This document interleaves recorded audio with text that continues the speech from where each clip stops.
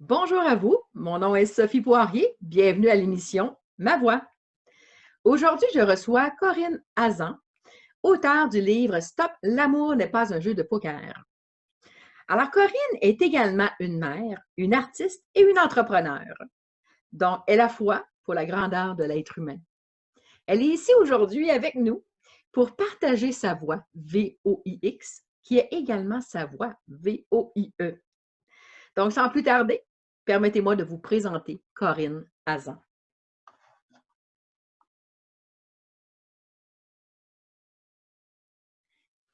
Bonjour Corinne, comment vas-tu? Bonjour Sophie, ça va très bien, merci. Super. Alors, Corinne, tu es une femme là, qui a la force de se plonger dans la profondeur de l'esprit humain. Et ton livre Stop, l'amour n'est pas un jeu de poker nous permet justement de te découvrir là, dans une fiction qui est à la fois très, très claire, mais aussi qui a une petite touche de subtilité. Alors, aussi pour les gens qui ne te connaissent pas, tu as fait partie, toi, des grands ballets canadiens. Tu es aussi une femme d'affaires, le design de chaussures et même le design intérieur. Tu as touché à beaucoup, beaucoup de choses. C'est impressionnant. Je sais aussi que suite à un cours en psychologie, là, tu as aussi touché le domaine de la croissance personnelle. Alors, moi, j'ai comme eu l'impression, quand j'ai lu ton livre, que cet acquis-là t'a amené à un point tournant, si on peut dire ça de cette façon-là. Et peut-être t'a amené à avoir le désir d'écrire justement ton livre. Est-ce que tu peux nous parler, je te laisse un peu une question ouverte, là. Est-ce que tu peux nous parler un petit peu de ce vécu riche que tu as? Ça a commencé, dès ma naissance. Je suis née dans une famille où il y avait comme 2 parties bien distinctes, une famille, d'origine juive et une famille d'origine catholique. Je suis née, au Maroc, et puis bien sûr après ça, bon, toute la famille du Maroc est partie en France. Et puis de la France, mes parents ont immigré au Canada. J'avais 1 an quand on est arrivé au Canada. Et j'ai passé toute mon enfance à cheval dans les 2 pays, c'est-à-dire entre le Canada et la France, mais aussi à cheval dans les 2 cultures. Et je pense que c'est probablement ça qui fait que je suis un peu caméléon, je m'adapte aux gens, je m'adapte. Oui, oui, oui. euh, oui, j'ai un accent, mais je suis très bien parmi des Québécois, je comprends la culture, je suis aussi la culture, c'est juste que bon, cet accent-là s'est imprégné, puis il est là. Mais je suis à l'aise avec, euh, avec le côté anglophone, parce que le père de mes enfants est british, donc j'ai aussi vécu dans, donc tout ça, toutes ces cultures mélangées, je pense que m'a donné peut-être une plus grande perspective des choses et des gens. J'ai Mhm. aussi eu quelques années où j'ai vécu en Asie avec le père de mes enfants quand mes enfants étaient très très jeunes. Ça aussi, c'était autre chose, c'était une belle expérience et j'ai découvert un autre monde auquel Ben j'avais oui, jamais eu accès. c'est toutes des cultures différentes, là. Ouais, C'est ouais. wow. Mm. Donc on dit que les voyages forment la jeunesse. Ben, j'ai voyagé déjà à l'intérieur de ma famille, puis après ça, donc Et tu as fait un euh, voyage intérieur ensuite, hein? et après ça, oui, c'était devenu nécessaire. Alors ouais, il y a eu ça aussi. Oui, Donc je wow. dirais que c'est ça. C'est quand on dit riche, oui, j'ai eu la chance. Dans un sens, j'ai eu la chance d'être mise dans toutes sortes de situations, dans toutes sortes de cultures, et on s'adapte quand on est jeune, hein, on s'adapte plus facilement. Donc Oui. ça, ça, c'est intéressant. Oui, c'est vraiment intéressant. Puis concernant les grands ballets canadiens, toi, tu as enseigné aussi dans ça, Ouais. hein? Ben, j'ai étudié le ballet. J'ai commencé le ballet à l'âge de 5 ans. J'ai un côté artistique qui a toujours été très fort en moi. Puis à cet âge-là, c'était le mouvement, la danse. Donc j'ai commencé. Ma mère m'a tout de suite mis dans des cours de danse.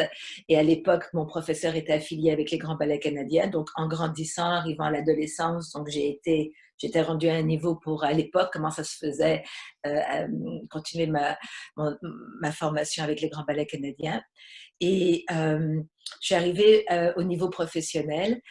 Et il faut aller assez loin pour se rendre compte où sont nos limites. Et moi, dans mon monde à moi, je voulais être la Karen Kane du Québec. Wow! Et puis, mais j'avais du talent, mais j'avais pas le talent de Karen Kane. Donc, je n'aurais jamais été autre chose que corps de ballet. Et je voulais être une soloiste et même mieux, j'aurais voulu être une première danseuse comme Karen Kane.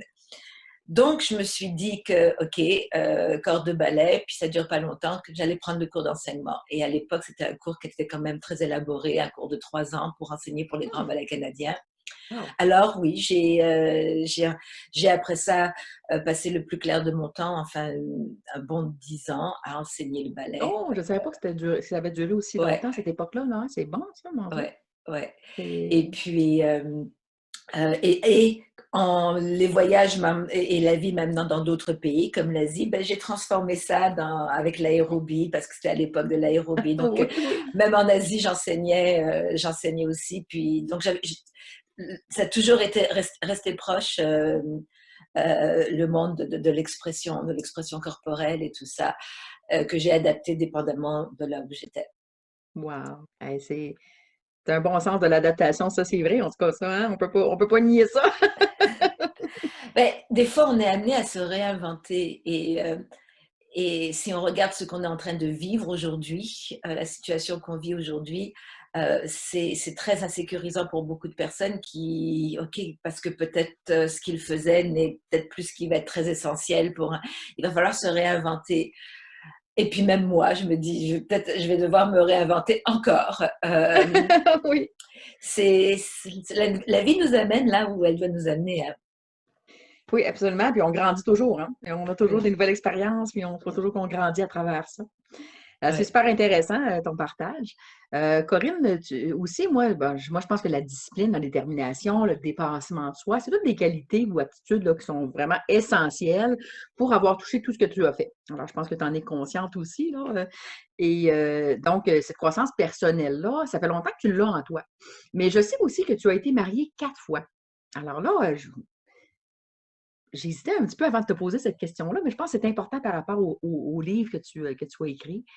Qu'est-ce qui a fait que dans ta vie professionnelle, que ta vie professionnelle allait très bien, mais concernant ta vie amoureuse, ouf, c'était peut-être un peu plus lourd tout ça, là. C'est pourquoi, selon toi, qu'il y avait une différence à ce niveau-là? Blessure d'enfant, comme la plupart d'entre nous. Oui. Et, euh, et certains ne le comprennent jamais. Moi, je voulais comprendre.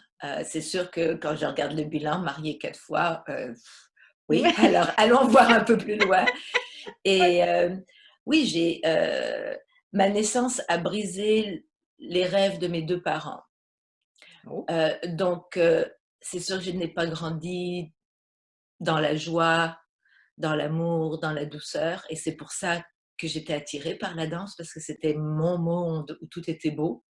C'est un Parce que, échappatoire aussi, j'imagine, là. ouais, un Quasiment un échappatoire. échappatoire et un endroit où on pouvait créer le beau, parce que j'aime le beau, c'est-à-dire, c'est sûr, le beau, le plaisir des yeux, mais le beau chez les gens, c'est donc c'était ça. Puis, alors, je cherchais l'amour, je cherchais d'être aimée, je cherchais dans les mauvais endroits, je cherchais de la mauvaise façon, jusqu'à temps que je comprenne. Puis c'est pour ça, c'est surtout ça euh, je voulais me comprendre. Et en me comprenant, c'est plus facile de comprendre les autres. Oui, Et oui, oui. ouais. Donc c'est pour ça, c'est pour ça. Donc ça a été un cheminement qui probablement, quand j'ai écrit le livre, je me suis dit, si c'était la raison, parce que je crois pertinemment que tout a une raison. Et si ces 4 mariages étaient la raison euh, de, de, de m'amener à écrire un livre qui serait une grande contribution, parce que Oui. j'ai toujours eu cette fibre où je voulais contribuer, que ma vie soit utilisée à autre chose. Élever mes enfants, ça c'est une des belles choses que j'ai accomplie, et la meilleure et la plus grande que j'ai accomplie. Euh, Puis le reste, quoi, travailler pour payer des factures. Mhm. Je veux que ma vie soit utile à autre chose. J'ai toujours eu, en tout cas, cet élan, cet appel.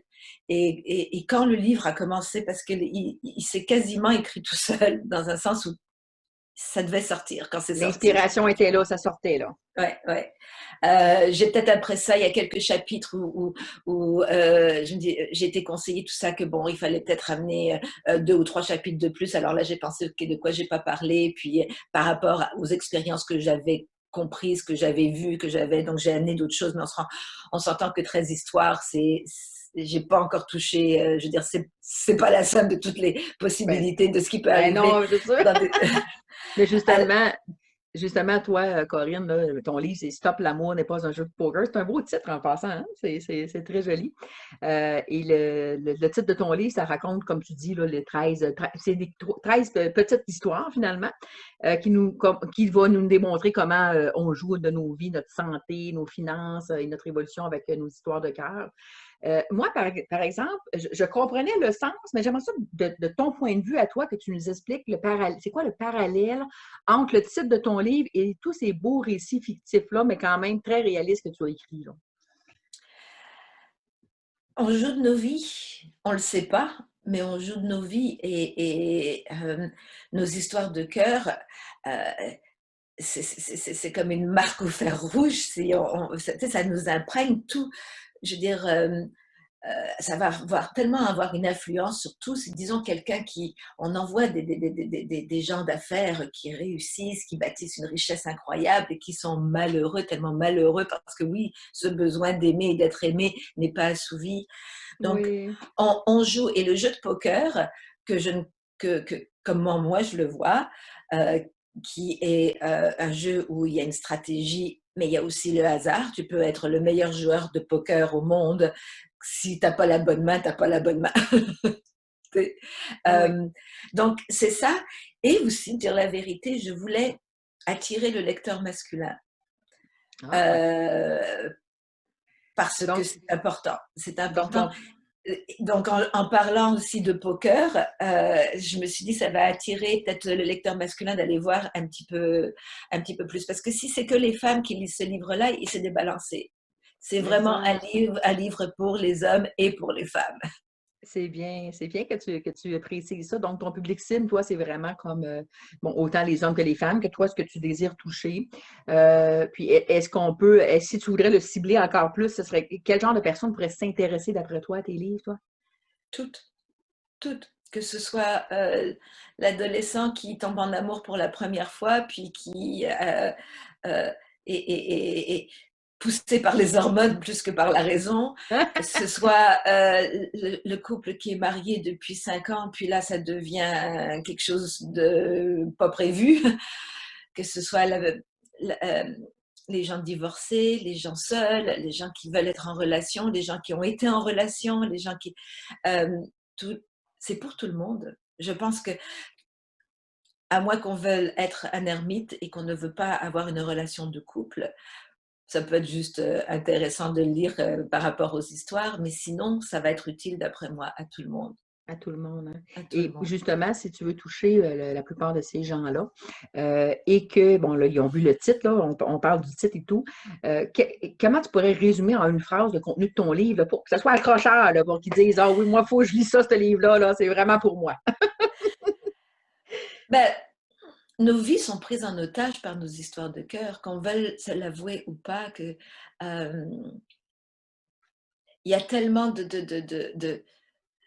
et comme il y a tellement d'actions, de réactions, parce qu'on est souvent action, réaction, action, réaction en tant qu'humain. On va réagir. La personne qui est pas bien à la maison, qui est pas bien dans son couple et tout ça, va être portée à devenir ce qu'on appelle un workaholic, à travailler trop fort parce qu'il a besoin de au moins réussir quelque chose, réussir et Hmm, de s'investir dans quelque chose. On a tous besoin d'un sens de l'accomplissement. c'est On a vrai. tous besoin de sens, c'est primordial. Donc on va chercher quelque chose. Tu sais, pourquoi les gens, pourquoi dans les couples il va y avoir tellement de trahison que on va aller chercher ailleurs ce qu'on n'a pas pu trouver, ce qu'on peut plus trouver à l'intérieur de notre relation. Et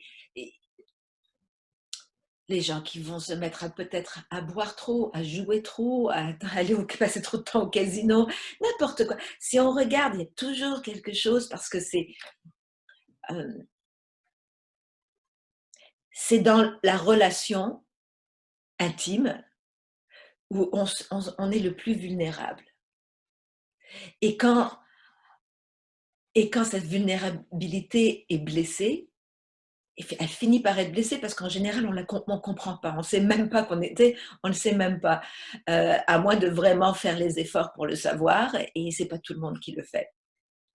Donc déjà là, tout de suite, ces blessures-là vont enchaîner une autre réaction, qui va enchaîner une autre réaction. Donc, on est pris en otage par ce qu'on ressent, par nos sentiments, par nos blessures, par nos histoires de cœur, on va réagir avec notre conjoint ou notre conjointe d'une façon qui est par rapport à la blessure qu'on a eue de 3 conjoints avant. Il m'a dit, c'est tellement mêlé. On est pris en otage.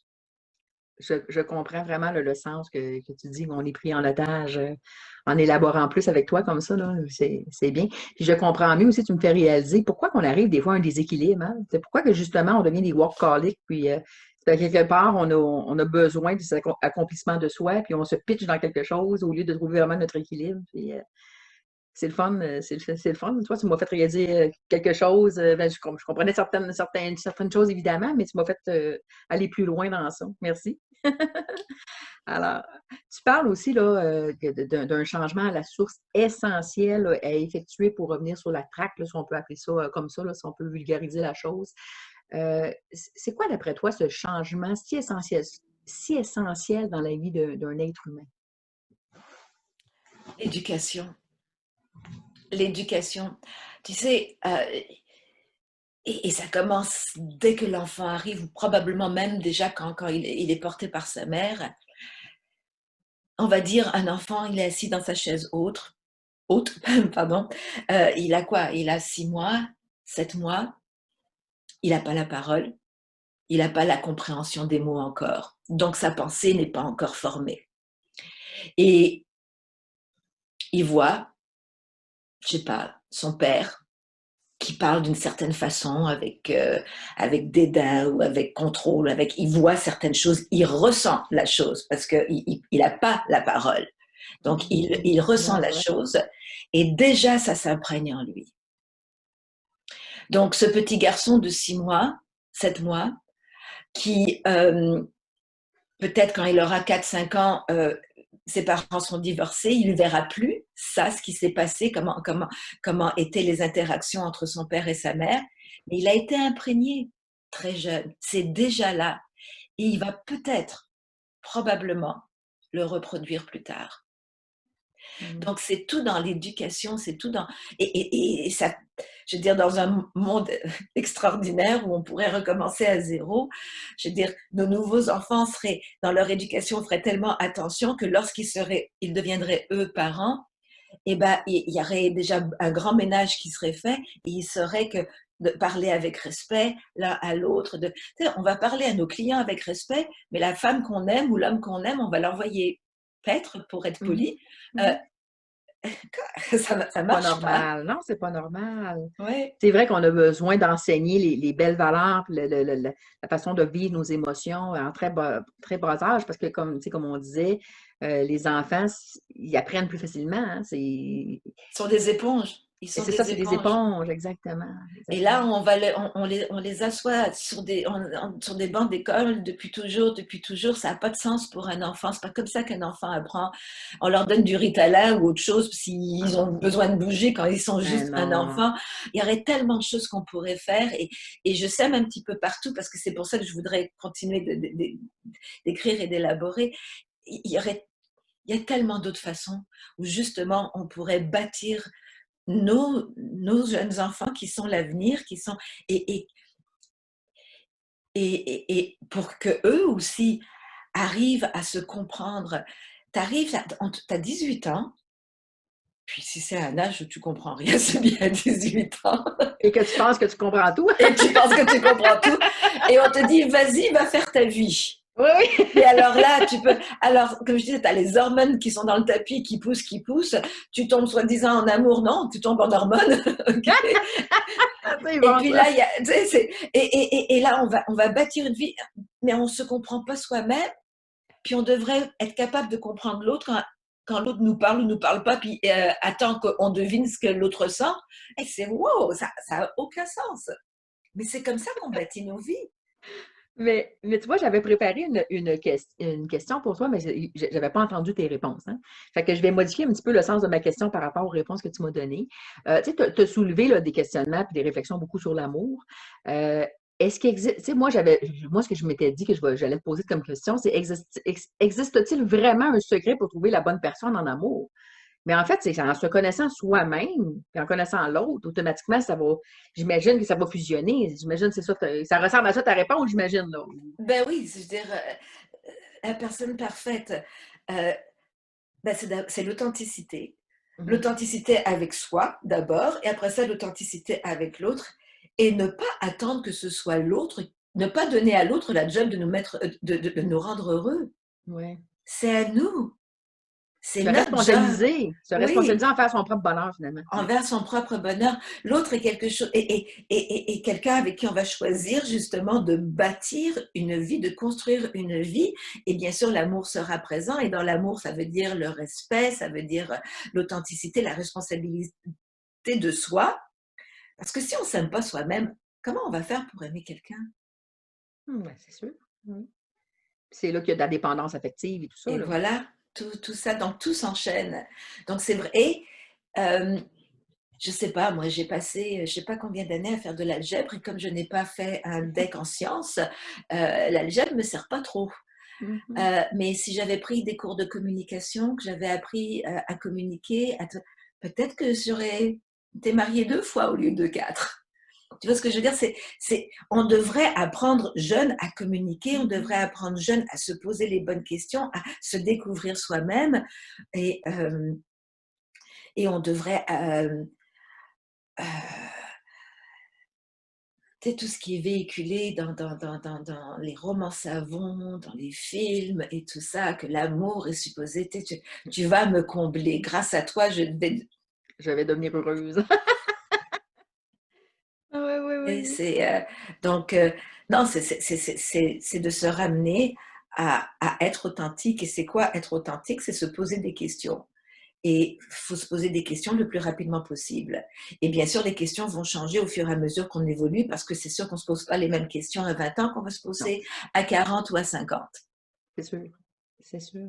Mais moi, je me rends compte aussi qu'on doit ouvrir l'esprit socialement des gens par rapport à la communication parce que moi, je me souviens quand j'étais adolescente, j'ai déjà suivi un cours en communication au secondaire, mais les gens, c'était pas que le cours n'était pas intéressant, là, mais les gens le prenaient pas comme au sérieux, tu sais, parce que ce qui était sérieux, c'était les mathématiques, c'était le français. Donc, si on ne change pas, si on ne rouvre pas la vision sociale, puis qu'on implante des cours comme ça, puis que c'est pas pris au sérieux, ça n'aura pas l'impact qu'on veut que ça ait non plus. Donc, il faut vraiment que les gens changent leur perception pour amener ces cours-là, je pense, au niveau de l'éducation. Qu'est-ce que tu en penses, toi, de ça?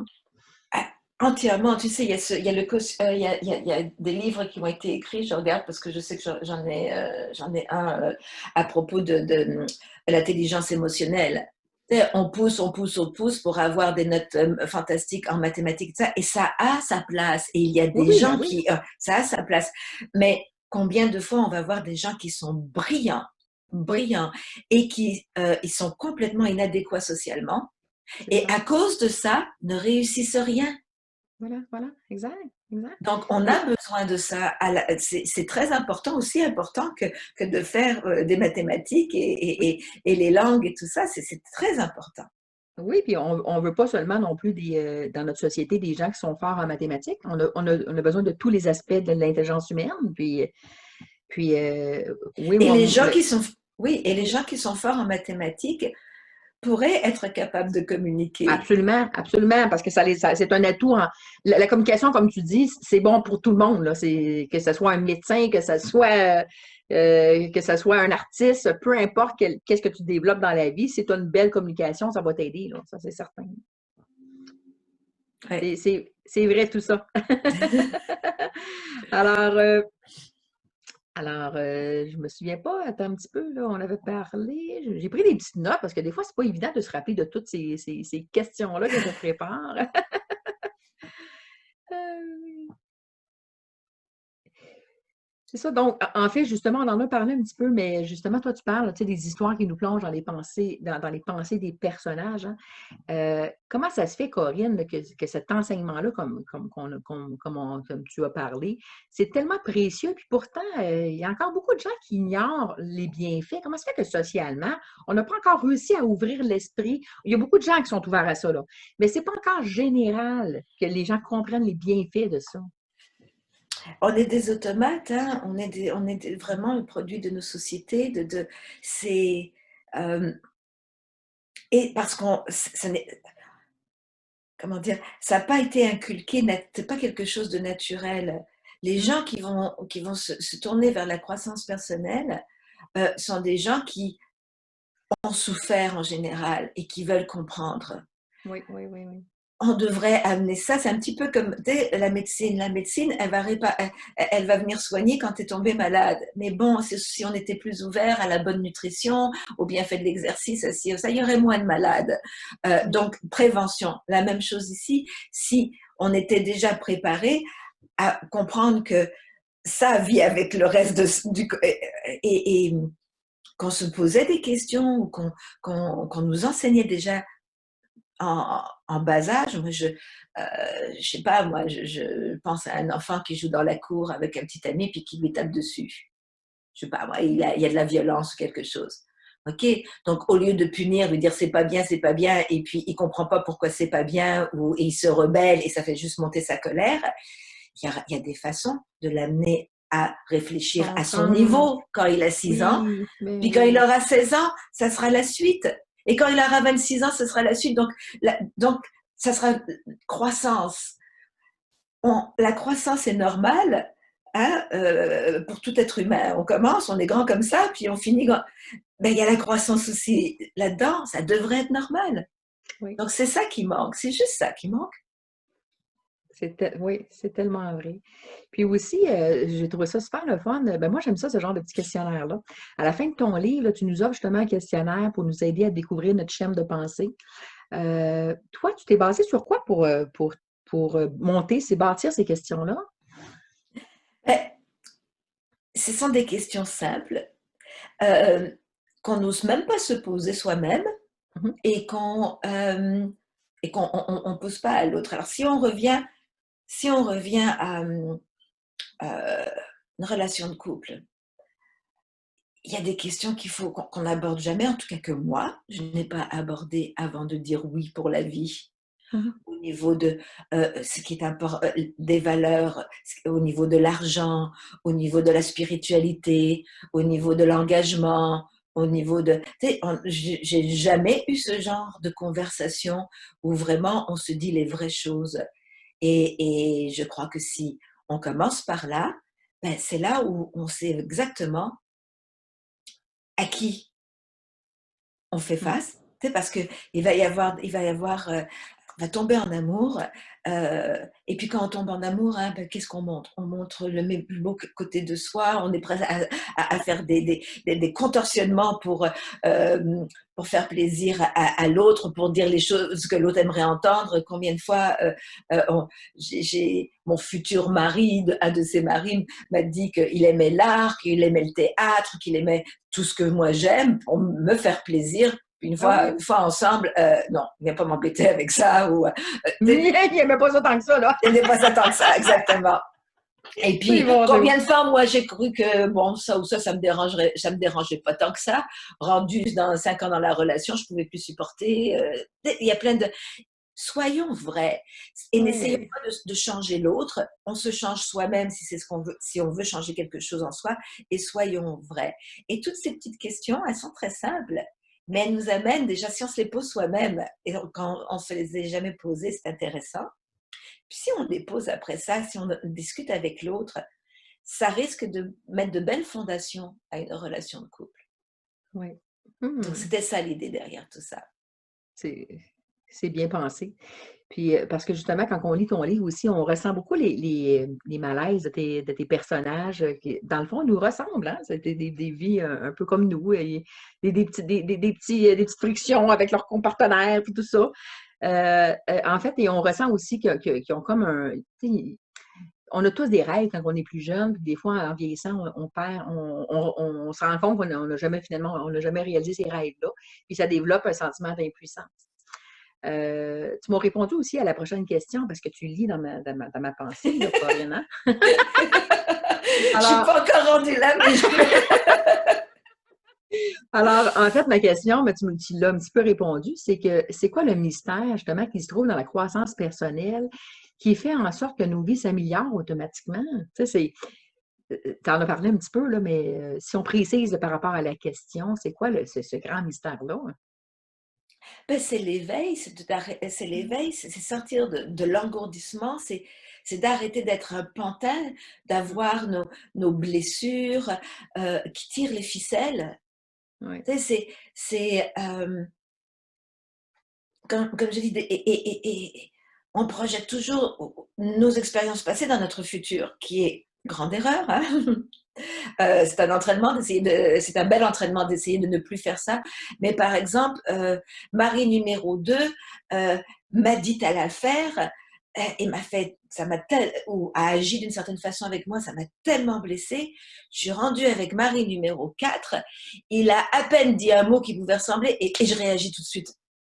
ouais, c'est ça. Donc je suis complètement, c'est quelque chose d'autre que moi qui tire les ficelles de mon comportement. C'est une ancienne blessure d'il y a 20 ans de quelqu'un qui a dit, fait ou peu importe. Et là, je suis encore là-dedans. Mm. Dès qu'on comprend, dès qu'on voit, dès qu'on se voit aller, parce que tout est une habitude. La parole, la façon dont on parle, les mots qu'on dit, c'est une habitude. Ce qu'on pense, c'est une habitude. Et quand on revient toujours avec ce même schéma de pensée, à un moment donné, quand on y est présent, parce qu'on a un certain éveil, on se voit aller, on se met à penser, puis là, on peut interrompre. Tu sais, si on se met à ruminer encore quelque chose, puis on sait très bien que ça amène nulle part. OK, ben là, on peut choisir de prendre le téléphone, appeler quelqu'un, frotter une tâche, n'importe quoi, interrompre. Donc, c'est ça l'éveil, c'est simplement être conscient de ce qui se passe là, et c'est la seule chose qu'on peut vraiment contrôler. La seule chose. Contrôler nos pensées, c'est de la bonne Contrôler. façon, là. Oui, c'est ça. Oui, Ouais. oui. Wow! Aussi, ce que je remarquais, Corinne, c'est à travers les histoires d'amour qui sont racontées dans ton livre, on a vu aussi que la plupart du temps, ben, en fait, c'est souvent, moi, ce que j'ai remarqué, c'est souvent le manque de confiance en eux des personnages qui est à la source, justement, des problèmes de ces personnages-là fictifs. Euh, pour quelle raison que le fait qu'on ait un enseignement au niveau de la croissance personnelle va avoir l'effet de bâtir notre confiance en soi? Ben, c'est la même réponse que Oui, finalement que dans ta question précédente, parce que oui. tu sais, quand on se comprend et quand on comprend les autres, euh, on arrête de se juger, on arrête de se maltraiter parce qu'on se maltraite aussi. Hein. On s'aime pas, tu sais, on est peut-être pas gentil avec l'autre, mais on n'est pas gentil avec soi non plus Ah non, souvent. c'est ça, Hein. exact. Et on se contrôle. Tu sais, tout à l'heure, je te disais que ma naissance a brisé les rêves de mes deux parents. Mhm.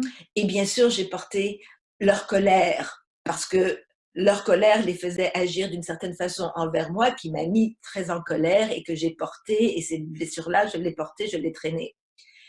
Et un jour, mon fils a eu 21 ans et mon fils, cet enfant qui a grandi devant mes yeux et qui était devenu ce jeune homme avec ses rêves et tout ça. Et là, j'ai vu, s'il lui arrivait ce qui est arrivé à mon père et que la naissance d'un enfant briserait tous ses rêves, c'est sûr que c'était pas évident. Et mon père ne connaissait pas la croissance personnelle, n'était pas quelqu'un qui a été évolué à une époque comme ça et tout ça. Donc, ça m'a tellement permis de lui pardonner. Et Oui, en lui pardonnant, moi, j'ai fait un grand bout de chemin. c'est vrai. Mm. Et, et ce bout de chemin a fait que moi, j'ai arrêté aussi de, de, de, d'être, comment dire, Le mot néfaste vient me dire. Tu sais, j'ai commencé moi aussi à me comprendre plus. Je le comprends lui, je me comprends plus et tout ça. Et je m'accepte plus, je m'aime plus, je m'aime plus. J'ai naturellement plus confiance en moi. Donc, tu sais, c'est comme, ça s'enchaîne tout C'est ça, naturellement. c'est tout ensemble, hein. C'est comme un processus finalement, oui. Puis moi, j'ai une autre question par rapport à tout ça, c'est que, tu sais, des fois, ça a été, bon, depuis, je trouve, peut-être une 15 20 ans, il y a beaucoup de livres en croissance personnelle, psychologie, des choses comme ça qui sont devenus populaires, hein, tu sais, que les gens se sont mis à lire sur ça. Et puis, je pense qu'à la base, quand les gens se mettent à lire ça, ça leur fait du bien automatiquement. Mais par contre, on s'entend qu'on parle beaucoup de rêve, hein, atteindre ses objectifs, ces choses-là, dans des livres comme ça. Puis c'est pas tout le monde qui réussit à atteindre ce niveau-là.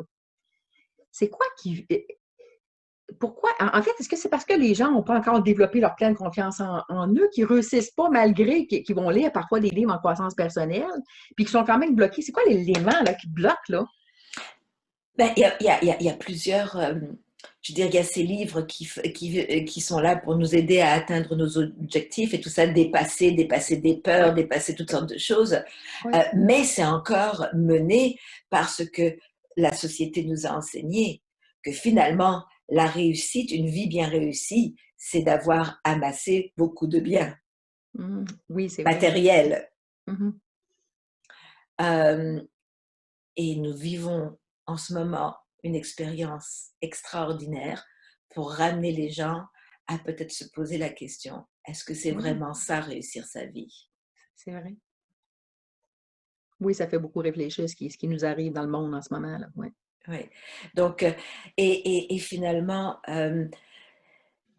ce monde de compétition que Mm. la société, puis, et dès le début, attends, t'envoies un enfant à l'école à 6 ans, puis ça y est, tu le rentres dans le monde de la compétition. Il faut qu'il ait Oui, des bonnes notes, il faut ci, il faut ça, on va parler en bien de lui, les parents sont tellement fiers, puis il l'entend, oh, il est bon à l'école, il a des bonnes notes, alors tout de suite, c'est imprégné dans l'enfant, oui, on oui. parle de moi en bien, on va m'aimer plus si j'ai des bonnes notes, on va m'aimer moins si j'ai des...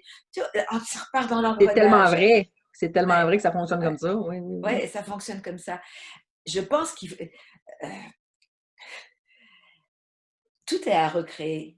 Oui. Et qu'est-ce qui va nous arriver là? Comment ça va se recréer? Mais tout est à recréer. Donc, croissance personnelle et atteindre ses buts, est-ce que c'est vraiment la même chose? Non, atteindre ses buts, c'est atteindre ses buts. Croissance personnelle, moi je Oui. dirais, au lieu d'appeler ça croissance personnelle, c'est connaissance de soi, Comme connaissance, connaissance de soi, oui, c'est ça, ouais, exact. Oui. connaissance de soi. Et finalement, on est tous pareils. On a Oui. tous les mêmes besoins de base. On a tous besoin de manger, de dormir, de se protéger, d'avoir un toit sur la tête, de se protéger justement OK, surtout ici dans le pays où on vit.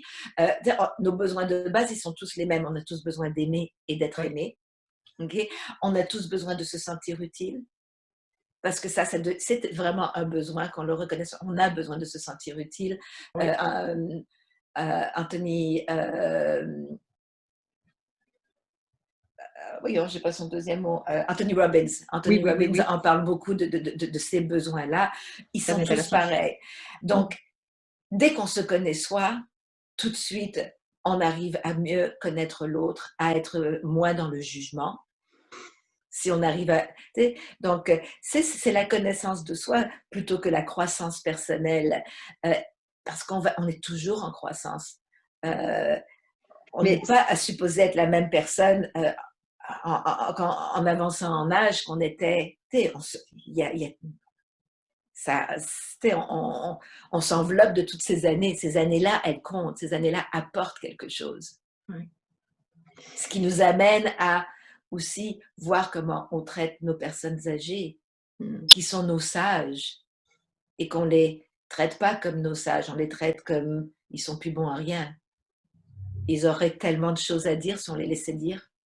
Oui, oui, c'est vrai. Mm. Wow. Est-ce que ça se peut aussi que le fait que. Ben ça, c'est ma perception personnelle, puis j'aimerais ça que tu m'apportes ta vision par rapport à ça. C'est que, tu sais, socialement, on se fait dire, par exemple, il faut avoir un diplôme, il faut avoir une auto, il faut avoir une maison, il faut avoir des enfants. Et quand les gens atteignent ce niveau-là, par exemple, de succès social, mais que eux, par exemple, dans leur cœur, ils veulent, je sais pas moi, ils veulent devenir artistes, ils veulent gagner leur vie autrement, peu importe. moi, je pense que ça les bloque parce que c'est comme s'il fallait qu'ils perdent ce que socialement c'est bien vu pour peut-être aller chercher moins, mais dans ce qu'ils aiment vraiment, ou peut-être aller chercher plus aussi. Parce que peut-être qu'en tant qu'artiste, ils vont réussir encore mieux, ou peut-être que sans réussir mieux monétairement, ils vont aller chercher un bonheur qu'ils n'ont pas dans l'autre vie. Comment toi, mettons, qu'est-ce que tu peux me répondre là, par rapport à juste ce que je viens de te dire? Là? Ben, c'est tout à fait, oui, tout est lié parce que on, on, on se met une pression ou on accepte une pression que la société nous met pour qu'on cadre avec et qui finalement un engrenage pour juste faire tourner une certaine roue où l'humain n'est pas du tout considéré. Pas tout le monde est supposé être parent. C'est Pas vrai, tout c'est le ça. monde, mais on est peut-être mieux, tu sais, on est une bonne matante, mais on n'est pas, tu sais, on peut, pourquoi est-ce que c'est, je veux dire, les gens devraient avoir le droit, sans être jugés, d'aller vers ce qui les appelle. Et si on a confiance en la nature, euh, justement, je dis nature et je vois un oiseau passer là devant ma fenêtre avec un beau cou Ah, bleu. ah oui? Donc, si on a confiance en la nature, il y en a pour tous. Oui, il va y avoir des scientifiques, il va y avoir des artistes, il va y avoir ceux qui sont juste là pour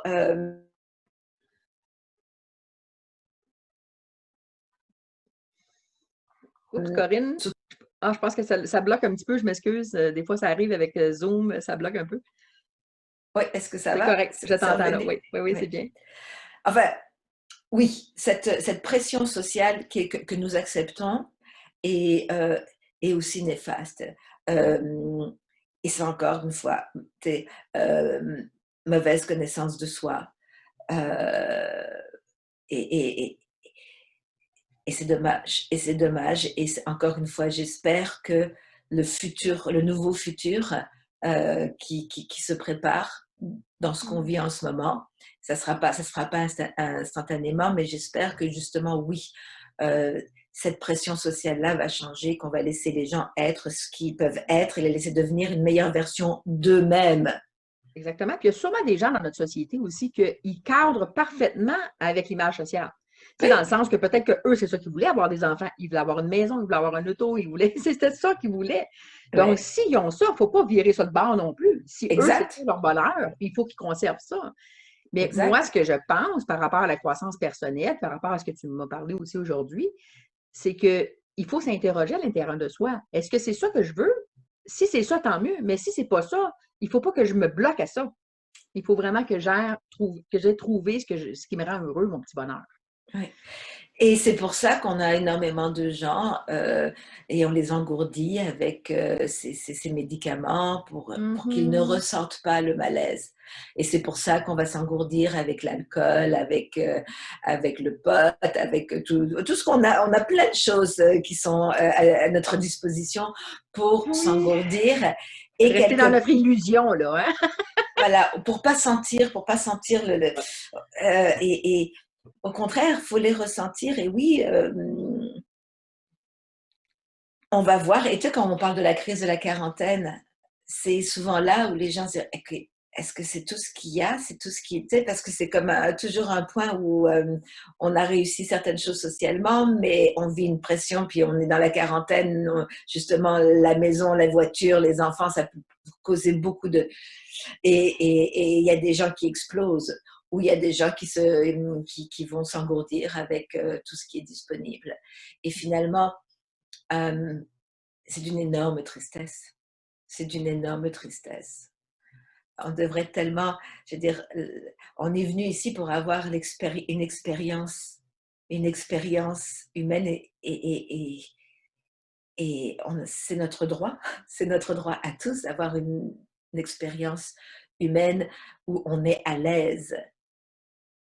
Mm. Oui, absolument. Wow, c'est tellement intéressant, Corinne.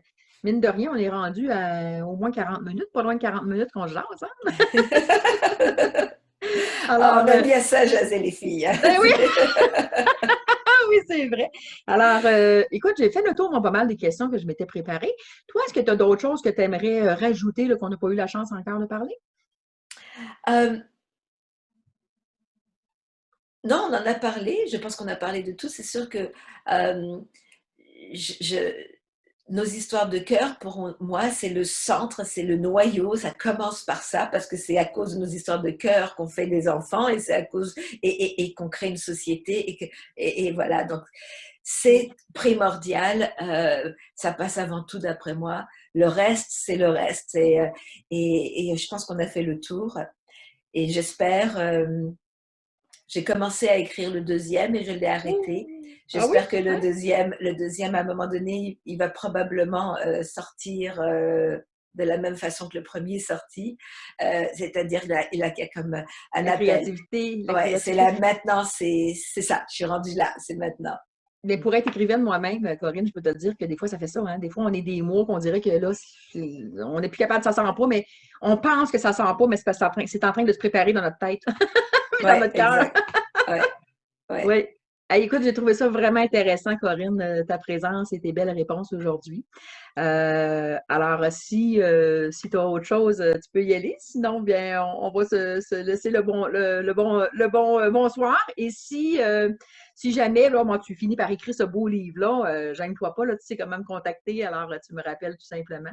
C'est sûr. J'aimerais, moi, te remercier pour ce moment ensemble. C'est très agréable d'avoir ce genre de conversation. Je ne les ai pas tout le temps avec tout le monde, mais Non, c'est mais très, c'est le très fun! agréable. Oui. C'est vrai, j'adore ça. Alors, je te remercie beaucoup. Je te souhaite une très belle journée, puis au plaisir de peut-être se rencontrer à un moment donné en personne. Ça serait vraiment le fun. C'est le fun Ça des Zooms, mais serait... c'est le fun en personne aussi. Oui, bah bientôt, on va pouvoir Oui, sortir. Hein? oui, super. Mais je te remercie beaucoup, Corinne. Passe une belle journée. Merci, Sophie. Bye bye.